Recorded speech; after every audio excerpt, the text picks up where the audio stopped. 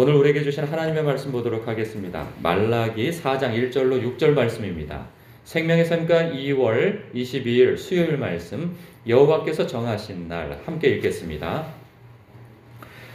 만군의 여호와가 이르노라. 보라, 용광로 불같은 날이 이르리니 교만한 자와 악을 행하는 자는 다 지푸라기 같을 것이라. 그 이르는 날에 그들을 살라 그 뿌리와 가지를 남기지 아니할 것이로되, 내 이름을 경외하는 너희에게는 공의로운 해가 떠올라서 치료하는 광선을 비추리니 너희가 나가서 외양간에서 나온 송아지같이 뛰리라. 또 너희가 악인을 밟을 것이니 그들이 내가 정한 날에 너희 발바닥 밑에 재와 같으리라. 만군의 여호와의 말이니라. 너희는 내가 호렙에서 온 이스라엘을 위하여 내 종 모세에게 명령한 법 곧 율례와 법도를 기억하라.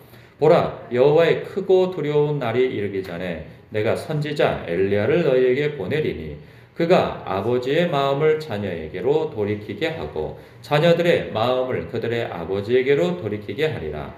돌이키지 아니하면 두렵건대 내가 와서 저주로 그 땅을 칠까 하노라 하시니라. 아멘.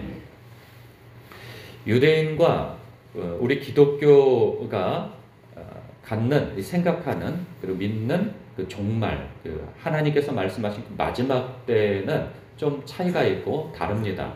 유대교는요, 여호와의 날이라고 표현되어져 있는 그 종말의 날, 마지막 날은 그 메시아가 오시면 이르는 날이에요.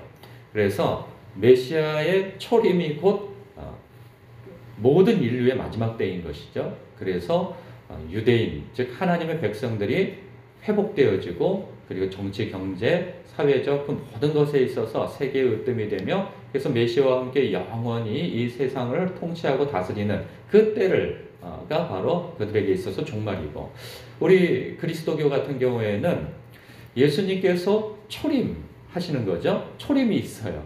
그리고 난 다음에 우리가 그 심판의 날, 마지막 날, 인류의 종말은 예수님의 재림의 때인 거죠.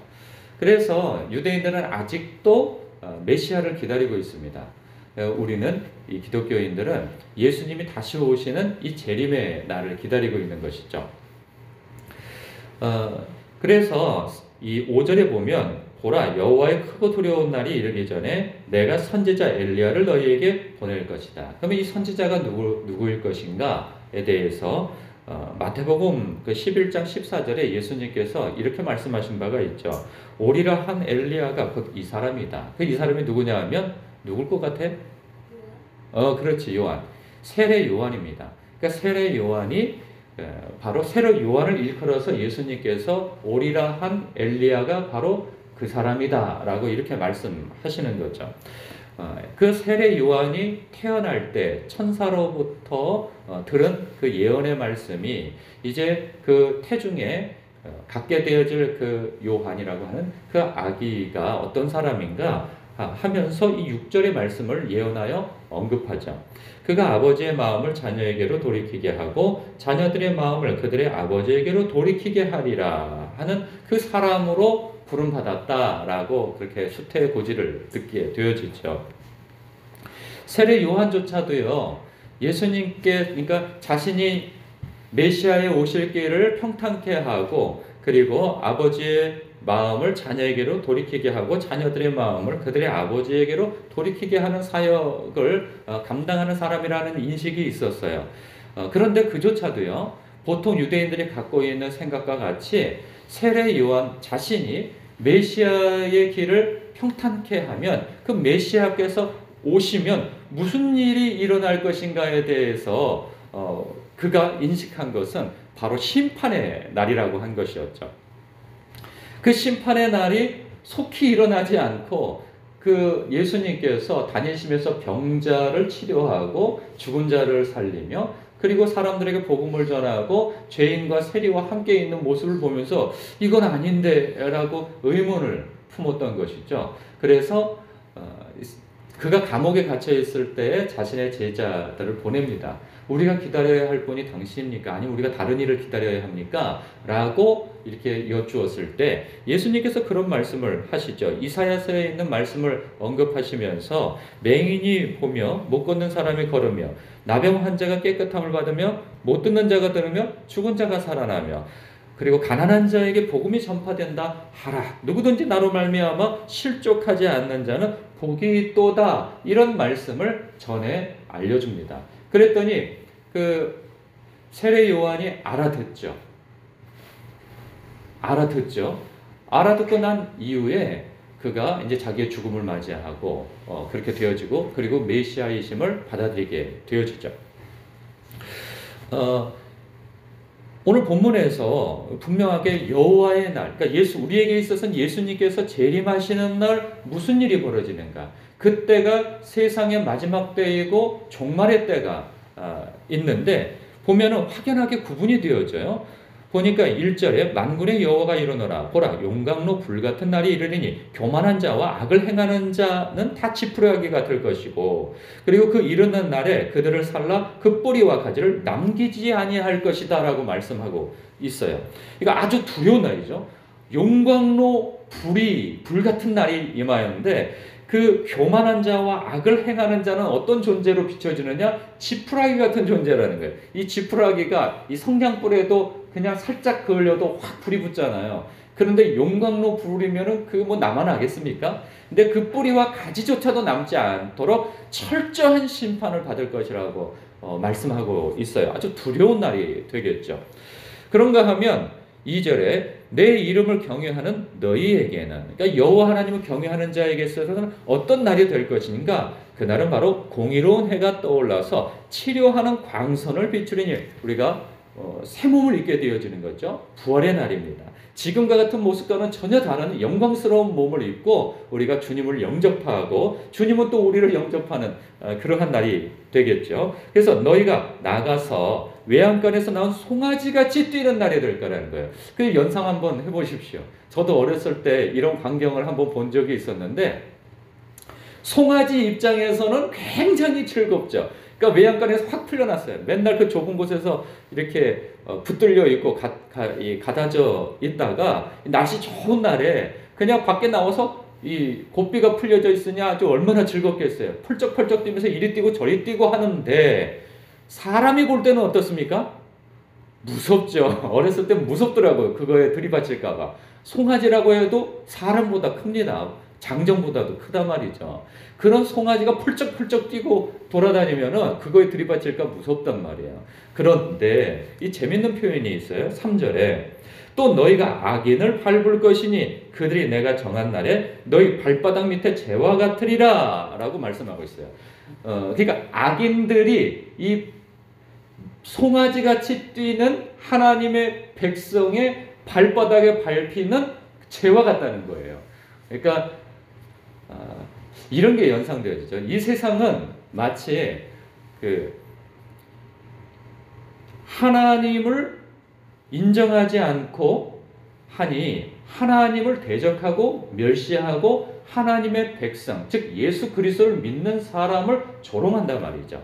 조롱하고 더 나아가서는 박해를 하고 핍박을 하고 멸시를 하고 불이익을 주고 그런단 말이에요. 그런 것을 우리 그리스도인들은 악으로 악을 대할 수 없고 그리고 그들이 오른편뺨을 때렸다고 해서 그냥 왼편 오른편 하면서 맞대응을 할 수 없는 사람들이 우리들이란 말이죠. 왜? 주님 때문에 예수님 때문에 그럴 수가 없는 거예요.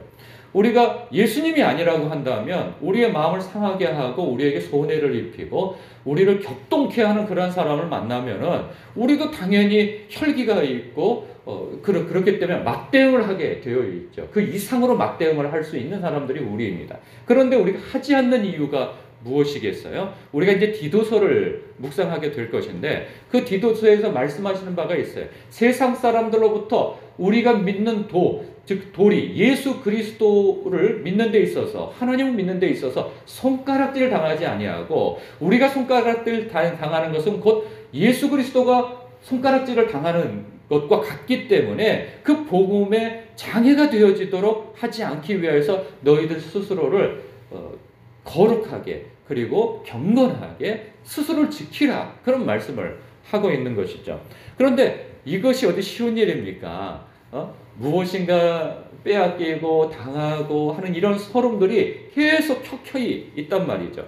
이럴 때는 마치 하나님께서 방관하고 있는 것과 같은 그러한 생각까지 갖게 되어져요. 내가 왜 이렇게까지 하면서 예수를 믿어야 돼? 내가 왜 이렇게까지 참아야 돼? 하면서 그 모멸감을 느끼고 할 때 무엇이 우리에게 위로가 되어지고 격려가 될 것인가? 그 여호와의 날에 무슨 일이 벌어질 것인가에 대해서 분명히 우리에게 각인시켜주고 보여주고 격려시켜주고 있는 말씀이 바로 이와 같은 말씀인 것이죠.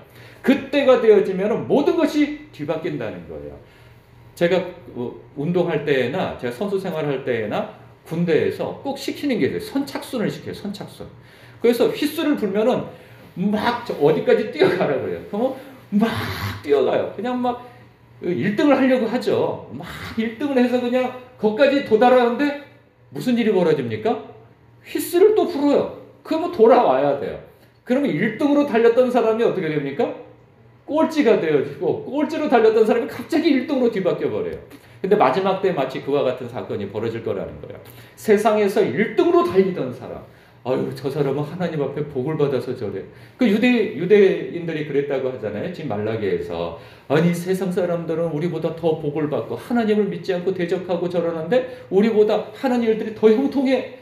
아유, 하나님은 뭐 하시는 거야? 하면서 하나님을 원망하고 조롱하고 했던 그러한 유대인들이 있는데 우리 그리스도인들은 이 세상에서 마치 버림받은 사람 같고 하나님이 이렇게 방치해 두는 사람 같고 우리는 말씀을 따라서 살아가는데 이것이 쉬운 일이 아니에요. 오른편반을 떼는데 어떻게 왼편반을 돌려댑니까?